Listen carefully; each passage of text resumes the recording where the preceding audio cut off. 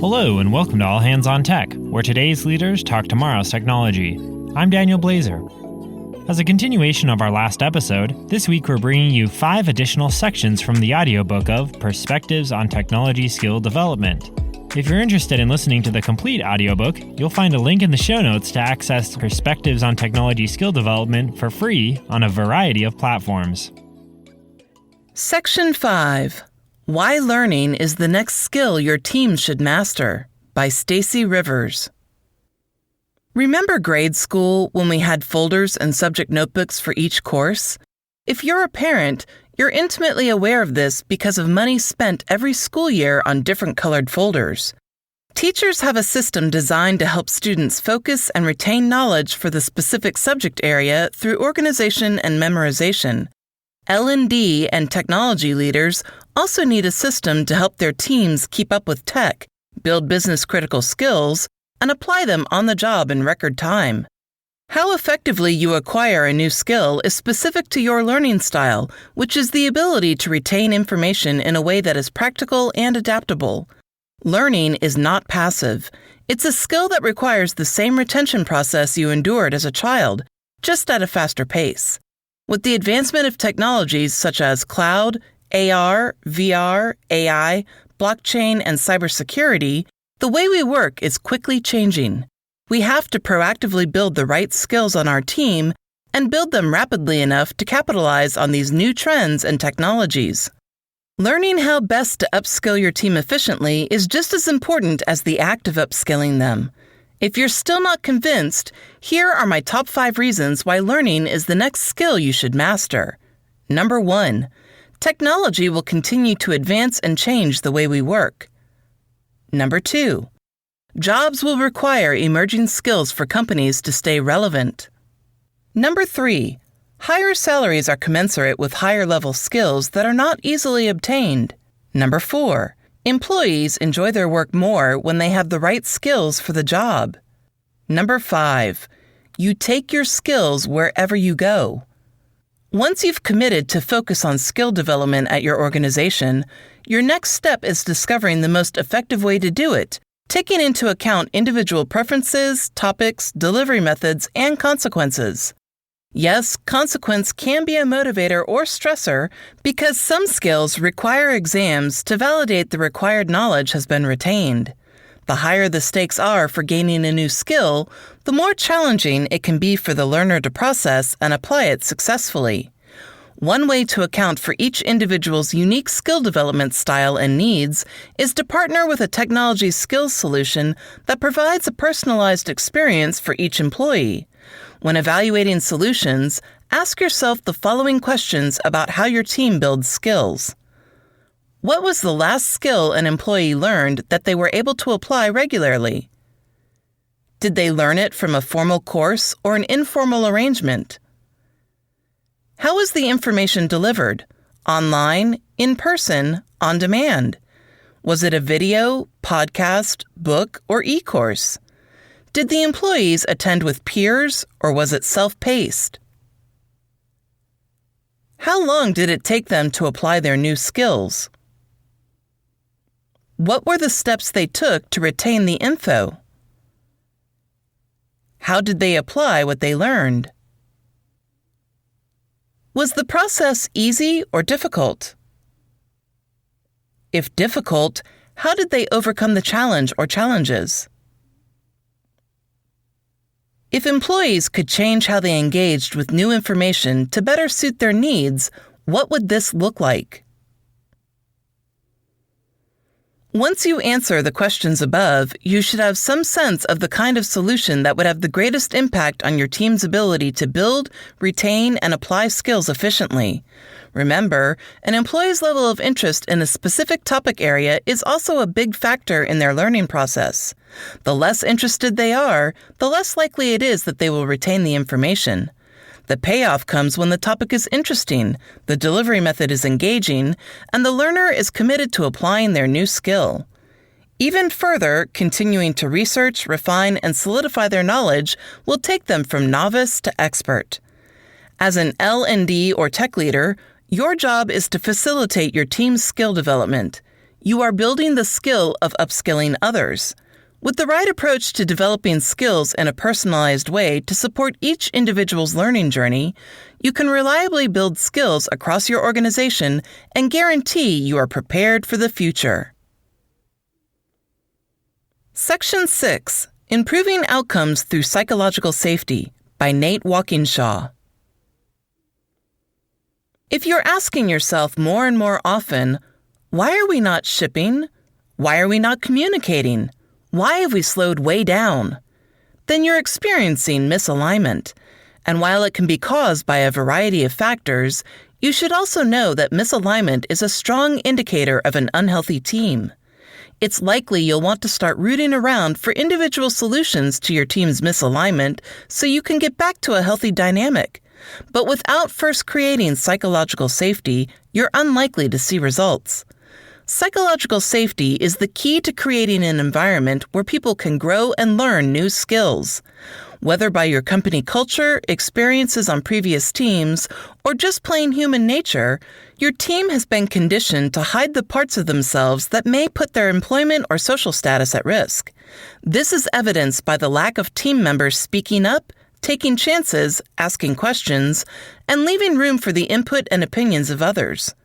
Healthy teams are stacked with people who behave in ways that reflect and encourage psychological safety, a phenomenon first described by Harvard Business School professor Amy Edmondson in the 90s, but now more critical than ever to the survival of modern organizations.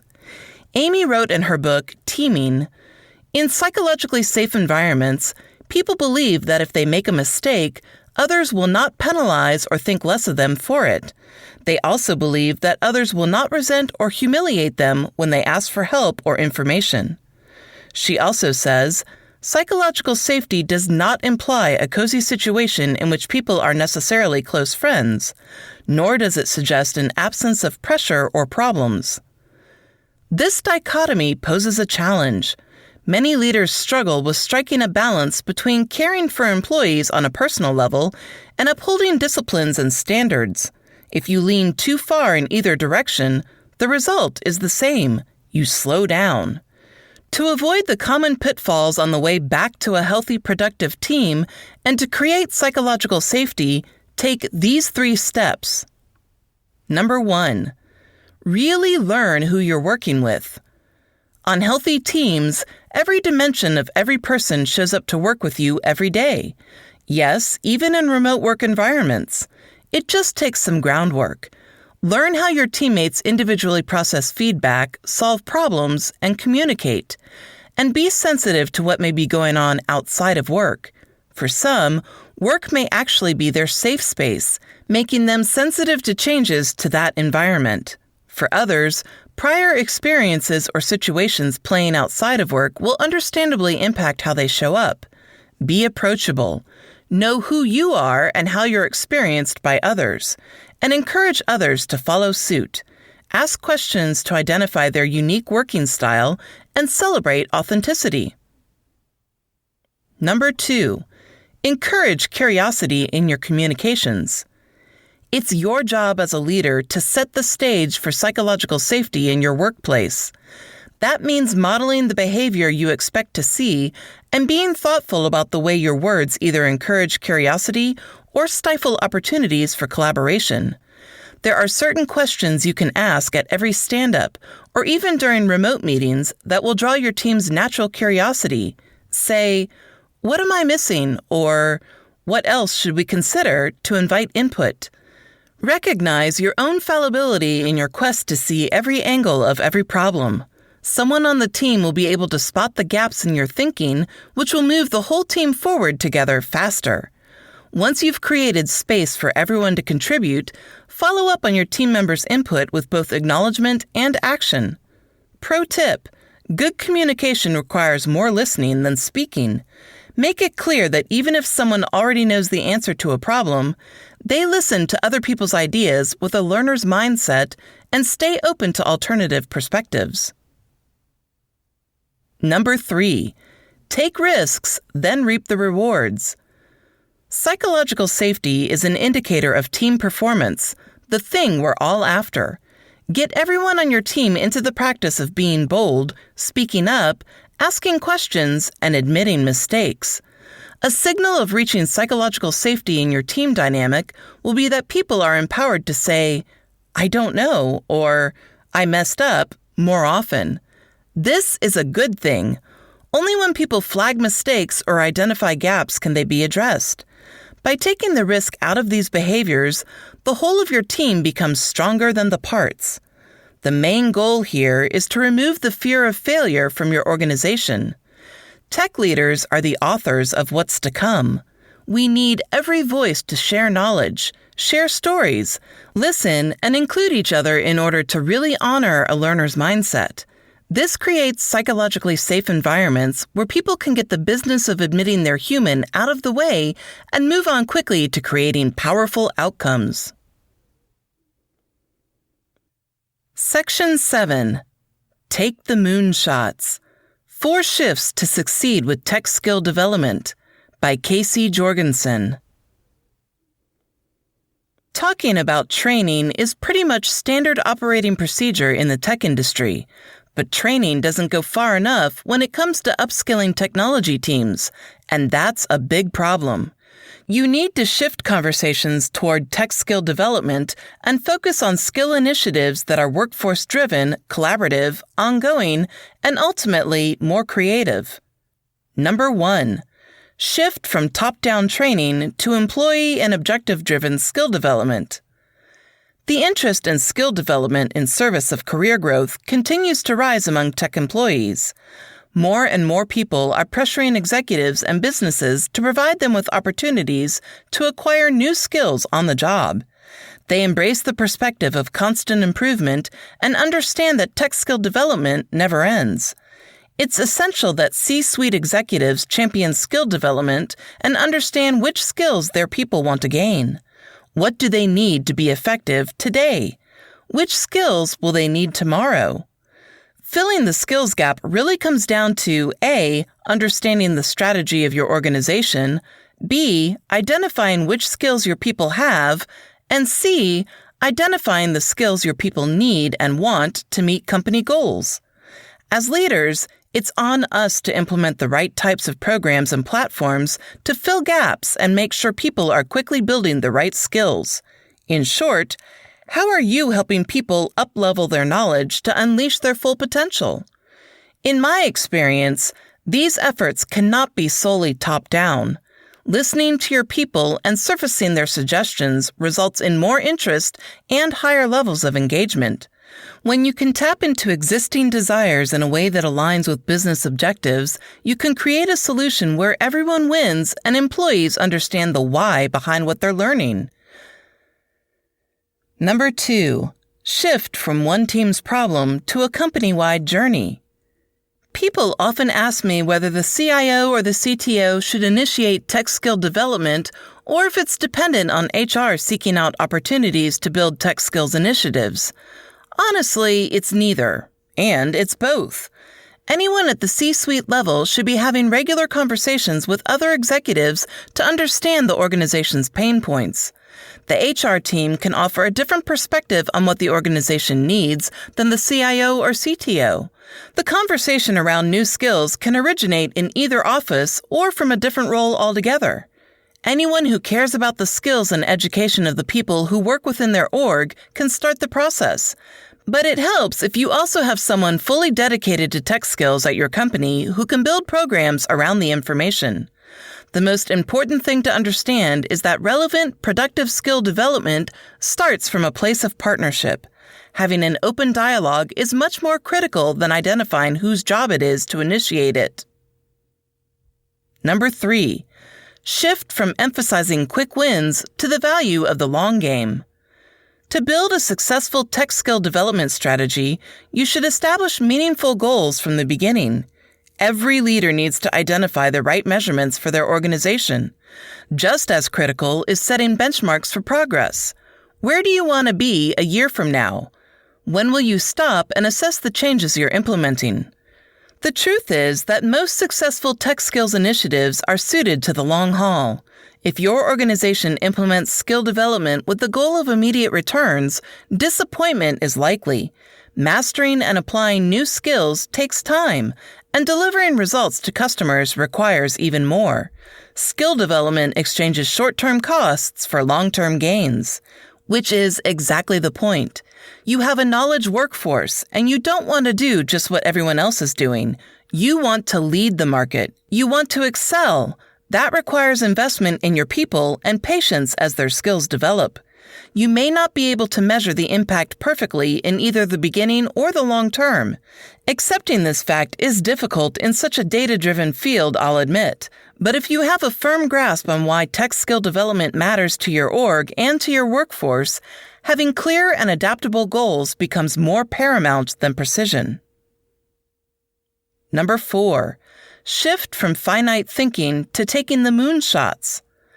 I'm often inspired by an idea from Simon Sinek's book, The Infinite Game. He writes about the difference between an infinite mindset and a finite mindset. In business, we sometimes get stuck on doing X to achieve Y results. That's a finite mindset. The rules are clear, the objectives defined. An infinite mindset acknowledges the open-endedness that exists in much of business. The real challenge isn't winning the game, it's to continue playing. When you realize how much the world of work constantly evolves, especially with a knowledge workforce, you understand the importance of an infinite mindset around constantly giving your people access to knowledge. It will have a positive impact on your business, however imperfectly you can measure it. Adopting the infinite mindset is perhaps the biggest shift of all. It can be terrifying to recognize that your plans may not happen when you think they will, or that you'll accomplish goals you can't yet imagine. You should see the learning process as more of a hypothesis to be tested. Moonshots change an organization's direction, mold the expectations of employees and customers, and sometimes uncover new lines of business. They aren't supposed to work. You'd never optimize for them because the economics don't line up, but in retrospect, they look genius. How do you balance optimization with the need for creativity, innovation, and room for growth and improvement? Remember that data is retroactive. You use it to make informed decisions, but you shouldn't follow the data just for the sake of saying you did. Data helps us predict the future, but it doesn't define it. Shifting from training to technology skill development is critical for organizations to thrive as the pace of change accelerates. But for a skills strategy to be productive, it can't be top-down. It should align employee career growth with key business objectives. It needs long-term championing throughout your org. And though identifying success might not be a perfect science, that can't discourage your efforts. This moonshot is one worth taking. Section 8. The Emperor's New Skills. Sorting the Real from the Imaginary in Tech Skill Development by Isaac Strack. Until recently, I wasn't too familiar with the classic Hans Christian Andersen tale, The Emperor's New Clothes. I'd always dismissed it, or rather, the people in the story, as kind of absurd. I didn't realize until I actually read it that the first person to pretend had a very logical reason for doing so, and once he made that choice, the rest of the plot fell into place like a set of dominoes. See, there were two con artists who cleverly created the ruse by stating that the emperor's clothes were made out of materials so delicate and refined that if you couldn't see it, you were either not qualified for your position or you were a simpleton. So person after person, not wanting to admit that they couldn't see or be called a fool, lied until people started to believe that something imaginary was real. Building skills in your organization is just like the emperor's new clothes. There is a difference, and not a small one, between those with real skill development practices and those with imaginary skill development who pretend their strategy will lead to real results. I've spent the last 3 years creating skills strategy plans for companies of all sizes, and I've observed distinct differences between organizations that make real progress and those that struggle. You'll identify with some of the real practices and also probably identify with a few of the imaginary ones. which are areas where you and your teams can improve. That's normal and to be expected. As you consider these scenarios, take inventory of where you are by grading yourself and your org on each topic. As you take inventory, you'll see the exact areas where you need to focus, and you'll be able to better implement initiatives that will move your skills strategy from imaginary to real. Lifelong learning. A culture of learning is about the overall belief that there is no good enough when it comes to skill development. Paul Eldridge at Salesforce has created one of the most comprehensive and thorough cloud skill development strategies I have ever seen. Guess what he's busy revising at this very moment? Guess what he'll revise again next month and the month after that? The company's cloud skills strategy. Technology doesn't sleep, and neither can your strategy. It's easier to stay on top of a subject than it is to try and catch up. Intensity and regularity. The difference is in the intensity and regularity. Do you learn something new every day? Do you or your team watch courses on your commute or during lunch breaks? Your competitors do. I know because I work with them. And not only that, but they've also made learning new skills a habit. We all have priority lists, and the list of critical things is short. Companies with truly great cultures put time to learn new skills on the short list. What does that look like? It could include tying manager compensation to 20% time or extending timelines on projects to allocate time for learning. A company could also regularly sponsor hackathons, learning lunches, or internal conferences. When it comes to prioritizing skill development, you have to mean it. If leadership takes it seriously, so will your teams. Flow of learning. There's a lot to unpack in this one. Protecting formal skill development time is critical to success. An organization committed to skill development also recognizes that not all learning happens in such a formal manner. Learning happens in real time when one colleague helps another, or when a developer performs a Google search. On demand, tribal knowledge, guilds, pair programming. There are a large number of modalities and quick wins when it comes to learning, and orgs that recognize and cultivate learning flow stand the highest chance of success. Measurement. It's difficult to accurately measure skill progression, but whether you intend it to or not, the things you measure send a clear message about the things you value. Over the years, I've observed that in organizations where it's all about completion, checking that box at the end of a course, employees aren't truly invested in developing themselves. This is ineffective. Mature organizations measure skill progress by using assessments and analytics that show growth by an individual over time. Skill autonomy. Focusing on time spent learning drives activity. Focusing on skill development drives outcomes. You can't document a forest fire. It grows and shifts too rapidly. Sounds obvious, doesn't it? But how would you describe the impossible pace of technology releases and the ever-growing skills gap that results? And how do you approach this skills gap?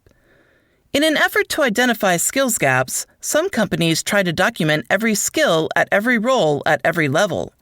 They create skills frameworks and other documents that are outdated the moment they're published. On top of that, even though they aren't trying to, they wind up telling employees with 10 years of expertise in their craft what skills they should be acquiring. Great companies see technology for the forest fire that it is and empower their teams to solve this problem. And this is the fundamental principle of Agile. They trade control for results. This too may sound obvious, but removing the traditional top-down control model and replacing it with trust and empowerment is easier said than done. In my experience, companies that do this successfully involve their people in the decision-making, rather than inform them about a skill development framework built by L&D. Reduced complexity. The key to creating a manageable skills architecture is to make skills modular. Using org structure to organize skills makes them rigid and complex because it assigns a skill, Python for example, to a single role. But skills don't belong to roles. They are definitely associated with roles, often many different roles. Organizing skills by org structure creates duplication, overlap, and an overly complex hierarchy. The best skills architectures start by aligning skills to objectives via a skills matrix. No rocket science required. Simply lay your functional areas, roles, teams, areas of responsibility, across the top. Lay your major skills areas down the side, and presto, you've got a skills matrix. The visualization seems simple, but it's important because it allows you to assign skills in a modular way, making it easy to apply them to roles afterward. For example, Python spans multiple functional areas: data, scripting, web development, etc. The skills matrix captures that, so you only have to build one content track for Python, usable by multiple areas. The tipping point. Healthy skill development is contagious, and within your organization, 15 to 20% of your people are early adopters. Great companies know this and strategize to infect those adopters with a fantastic and healthy skill development experience. They know that if they do, the rest of the workforce will see it, develop a bit of FOMO, and in no time, your entire org will be looking for skill development opportunities. Still, 20 to 30% of your employees will likely account for 80% of your skill development. This is a law of nature. Having a use it or lose it policy when it comes to learning resources will only hurt your culture in the long run. Activity will decrease, and the psychological safety of your entire org will take a hit. Conversely, companies that allocate learning resources to everyone regardless of usage create a culture of abundance, where innovation can come from anywhere and small bets pay off. Separation of goals. Successful performance management, career ladders, and role levels have specific characteristics. They must be generic. They must be objective. They can't change frequently. Successful skill development models also have specific characteristics. They must be specific. They must be flexible. They have to change frequently. Building an architecture that tries to meet the requirements of both defies logic. Great companies recognize this and separate these initiatives. There is definitely still a relationship, and an important one, but treating them separately via process and architecture is critical to long-term success. Developing a real effective skills strategy and a healthy learning culture is hard, but getting to something real is worth the effort. The above-mentioned patterns and practices can serve as a starting point to the larger conversations and work that needs to happen. I encourage you to take these patterns, add your own, and close those skills gaps.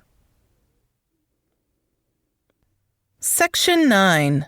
Coaching and Skill Development that Puts Employees in the Driver's Seat, by Hope Gurion. Skill gaps, the ones that keep teams and individuals from accomplishing goals, need a critical eye. As a leader, your job is to decide which skills are most important to your business objectives and how best to develop them. That's pretty obvious. What may be less obvious is how to foster your employees' intrinsic motivation to invest in improving. They may have different ideas about how to spend their time, resent being told how to work, and either passively or actively avoid the deliberate practice required to develop the skills your company needs to succeed. Guiding the strategic development of skills while supporting an employee's own learning objectives is critical to your ability to lead well. Though it may seem convenient and efficient for a leader to develop prescriptive training experiences for the team, nothing works as well as empowering the employee to take the initiative and follow through. The more say an employee has in creating options for how to close the gap, for example, through on-the-job experiences or projects, courses or training, teaching others via a lunch and learn, etc., the more invested they'll be in fully committing to the upskilling effort. To that end, when discussing skills or knowledge gaps with your team, it helps to ask the question, how can I help you become even more effective in this area? If they choose not to follow through despite having your support, you'll know they're not committed to improving in that area. The effort and discussion at that point will focus on finding a different approach to their development, a role that's more suited to their current skills and knowledge, or a path to a different role that aligns with their career goals. Figuring out how to help employees grow isn't always easy, but watching them gain confidence in their new skills and abilities is endlessly rewarding. Here are 5 practical tips to help you engage employees in their own skill development in ways that align to organizational goals. Number 1, define and communicate the skills and roles you need to achieve your goals. The first, most important step in a skill development program is outlining a clear path from junior to senior roles, from individual contributor to management, or from beginning of project to intended outcome. Then, communicate what's needed to the individuals on your team so everyone is aligned to a common goal. Number 2, formalize skill development evaluation and conversation. Your organization should have a way to measure and index skills on an ongoing basis. This is the foundation of your skill development strategy. Measuring and indexing the skills of each person on your team will give you a firm understanding of the skills they have and the ones they need. Use this information as the starting point for discussions with employees on how they'd like to approach their development going forward. Review individual skills progress throughout the year to identify where the perceived gaps were and decide how to create experiences over the next 6 months to improve upon those gaps. Doing so can surface disconnects between the employee and manager. It can show where an employee might perceive they're doing well and the manager wasn't seeing it, or if the manager had a different perspective on what the employee could do to improve. For teams and functional roles, identifying low-skill proficiency or slow-skill development progress for multiple people in a similar role can help leaders pinpoint where to invest to upskill members of the team. Without this rigor, it's easy to be blind to the deficiencies that exist within your team and have them linger too long, doing a disservice to the employee and the company, and the customer's experience of the products. Number 3, make continuous improvement a continuous expectation. Too often, leaders conduct employee development conversations only during the annual review. Not only is that too infrequent, but it can bring a lot of emotion and surprise into the evaluation and neglect the important teachable moments that happen all year long. Hold formal progress checks at least twice a year using a skill improvement report, and then add agreed-upon areas of development. Use this as the guide anytime you meet with the employee to check progress and identify where support is needed.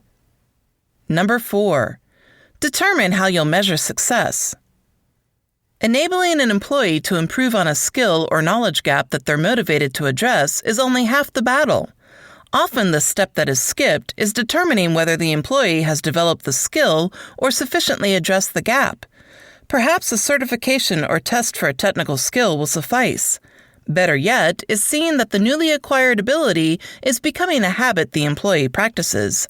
That's where self-assessment and manager assessment tools can help measure whether the employee has improved in a specific area of development over time. Self and manager assessments can provide qualitative insights into skill development. When these insights are coupled with quantitative data, the picture becomes even clearer. Not only will you feel aligned, but you'll also be able to measure those skills in practice.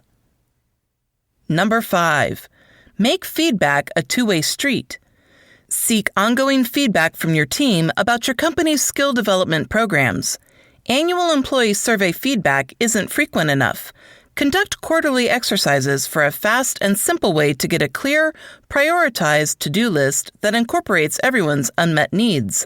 Encouraging feedback more often will help your employees feel like they play a bigger part in their own skill development and the company's success as a whole, rather than if you steamroll them with a strictly top-down approach. By building a clear path to successful development and using simple, effective tools to check in regularly on progress, leaders can be more effective at growing their teams. And as workforce shortages continue to grow, employee development has never been more important.